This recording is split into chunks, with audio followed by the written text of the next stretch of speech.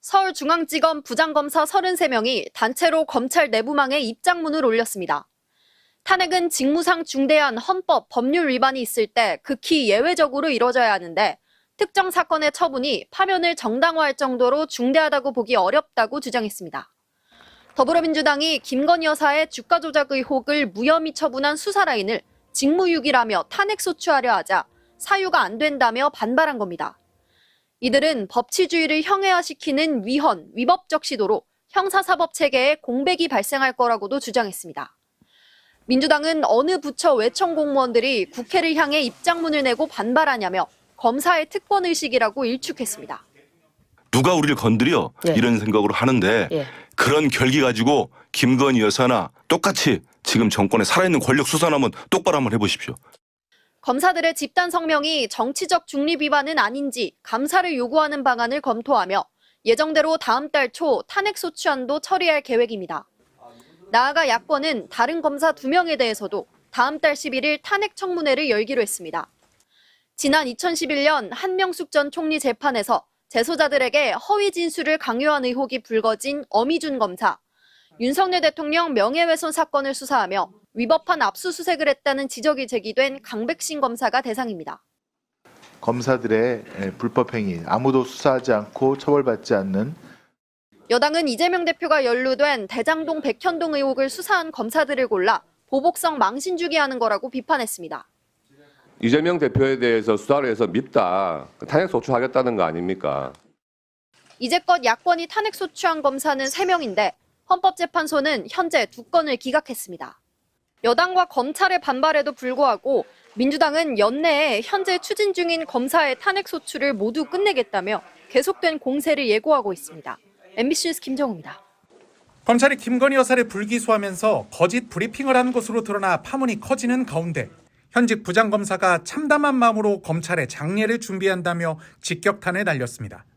임은정 대전지검 부장검사는 SNS에 올린 글에서 이창수 서울중앙지검장의 거짓 해명 논란과 관련해 기사가 쏟아지고 있다며 검찰의 거짓말과 이중잣대를 한두 해 본 게 아닌데 누가 검찰의 해명을 믿겠으며 검찰의 결정을 신뢰하겠냐고 비판했습니다. 임 부장검사는 그러면서 과거 그랜저 검사 사건을 언급했습니다. 그랜저 검사 사건은 정인균 전 부장검사가 건설업자에게 그랜저 차량 등을 뇌물로 받고 후배 검사에게 부정한 청탁을 한 사건으로 2010년 서울중앙지검은 계좌 추적이나 압수수색도 없이 무혐의 결정했다가 역풍에 휘말렸습니다. 결국 특임검사가 임명돼 사건을 재수사한 결과 정인균 전 부장검사는 그랜저는 물론 1,600만 원도 받아 챙긴 것으로 드러나 구속됐고 재판에서 실형이 확정됐습니다.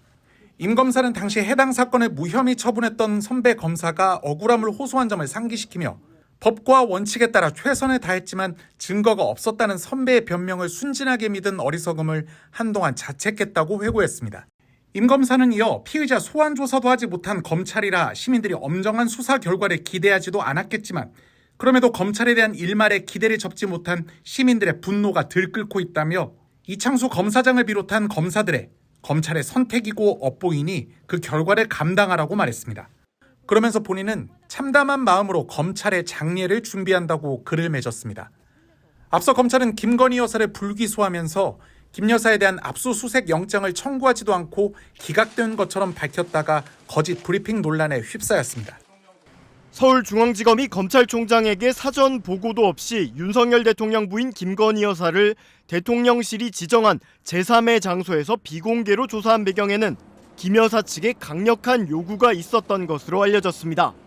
김 여사 측이 조사 사실이 외부로 노출되면 조사를 계속받기 어렵다며 유출 시 조사를 즉각 중단할 수도 있다고 했다는 겁니다.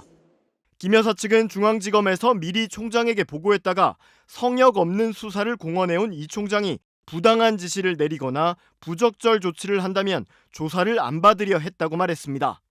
그러면서 대검에 보고했다가 김 여사 조사 사실이 유출되면 기자들이 다 조사 장소를 찾으려고 난리를 칠 게 뻔하지 않냐며 김 여사도 조사받을 생각이 있는데 이런 상황이 되면 조사를 못 받는다는 뜻을 수사팀에 전달했다고 밝혔습니다. 김 여사 측의 이 같은 반응에 조사 장소가 정부 보안청사로 정해지면서 이날 김 여사를 조사했던 검사들도 휴대전화를 사전에 제출하는 등 유출 소지를 차단했던 것으로 전해졌습니다. 그러나 사상 첫 현직 대통령 부인을 피의자 자격으로 조사하는 중대한 사안에서 대통령실이 지정한 제3의 장소로 비공개 소환한 것 자체가 특혜인데 조사에 나선 검사들이 휴대폰까지 반납한 게 확인되면서 황제 조사 논란이 불가피할 것으로 보입니다. 서울중앙지검은 검찰총장 보고가 늦어진 이유를 두고도 보안청사 특성상 수사팀의 휴대폰 소지가 제한돼 보고가 늦어졌다고 설명한 적이 있습니다. 이번 사태와 관련해 이창수 지검장을 불러 질책한 이 총장이 대검 감찰부에 진상조사도 지시한 가운데 명품백 수수 의혹 수사팀인 김경목 부부장 검사는 이에 반발해 사표를 제출한 것으로 확인됐습니다. 김 부부장 검사는 어제 오후 주변에 열심히 수사한 것밖에 없는데 감찰 대상으로 분류돼 화가 난다며 조사 장소가 중요하냐 회의를 느낀다며 사표를 낸 것으로 전해졌습니다. 반면 이번 일과 관련해 검찰 내부에서 특혜 조사를 비판하는 목소리는 아직 공개적으로 나오지 않고 있습니다.